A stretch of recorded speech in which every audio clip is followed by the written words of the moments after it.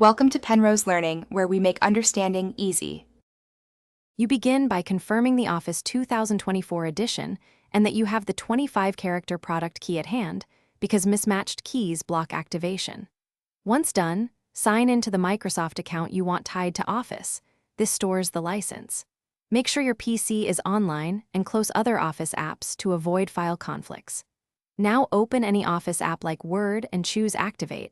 This is the first actionable step that launches the key entry flow.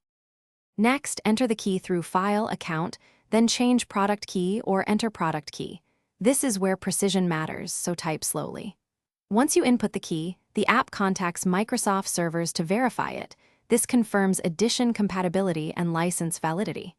Make sure to follow prompts such as choosing language, installing updates, or confirming your account. If prompted to repair or update, allow it. These steps ensure your activation completes cleanly and your Office apps are fully functional. To finalize, restart the Office app and sign back in so the license syncs with your Microsoft account. This ties the product key to your profile.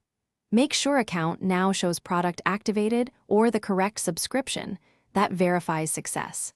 If activation fails, first re-enter the key carefully and confirm internet connectivity. If problems persist, use the built-in Microsoft Activation Troubleshooter or contact support with error codes. This resolves most issues by repairing licensing components or guiding next steps. Thanks for watching. If this was helpful, leave a like and consider subscribing. See you next time.